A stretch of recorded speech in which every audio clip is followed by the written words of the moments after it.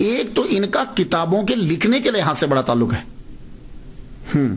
جمیل بخت نے یہ کہا ہے کہ آپ نے 576 کتب لکھی ہیں، اور ایک انگریز مصنف ہے فلوگل، اس نے یہ کہا ہے کہ آپ نے 561 کتب لکھی ہیں، اور کسی نے کہا ہے کہ 1000 کتابیں لکھی ہیں، اور ایک نے لکھا ہے کہ آپ نے 600 کتابیں لکھی ہیں. اس دور کے اندر،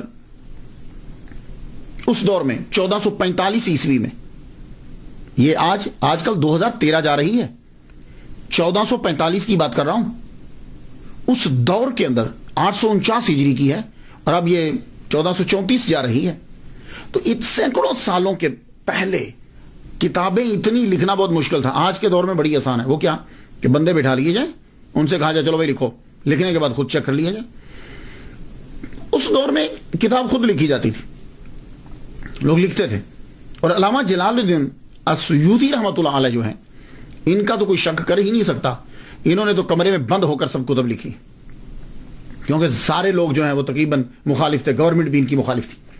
تو ایک تو یہ ہے کہ آپ کا تعلق کہ آپ نے کتب لکھی بہت زیادہ ہے. دوسرا تعلق کیا ہے کتابوں کے ساتھ آپ کا، کہ آپ کو ابن الکتب کیوں کہا جاتا ہے؟ اسے مصری علماء بیان کرتے ہیں. میں نے ڈاکٹر علی گوما سے سنا ہے، یہ مصر کے ڈاکٹر ہیں، مقرر بھی بڑے اچھے ہیں. کہنے لگے کہ آپ کو ابن الکتب اس لیے کہا جاتا ہے، کتابوں کا بیٹا، آپ کے والد گرامی بذات خود بہت بڑے عالم تھے. وہ اس یوت کے قاضی بھی رہے ہیں، شاہی امام رہے ہیں. وہ آپ علامہ تھے، صوفی تھے.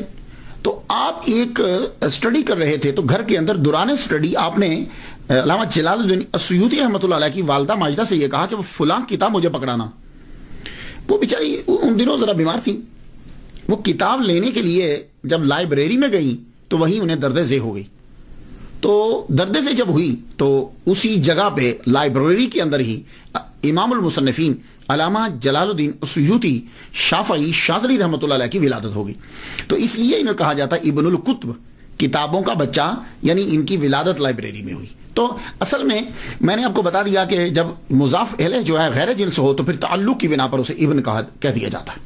تو یہ ابن الکتب ہو گیا. شاذلی آپ کا تصوف میں جو آپ کا تعلق ہے، مصر کے اندر اگر آپ جائیں تو دو چیزیں زیادہ ملیں گی اکثریت کے ساتھ.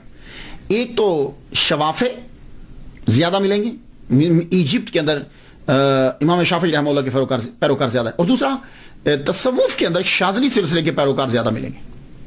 تو اس لیے آپ کو شاذلی بھی کہا جاتا ہے. اور آپ کے بڑے دوست جو ہیں وہ شاذلی، اور شاذلی سلسلے پہ آپ نے کتاب بھی لکھی.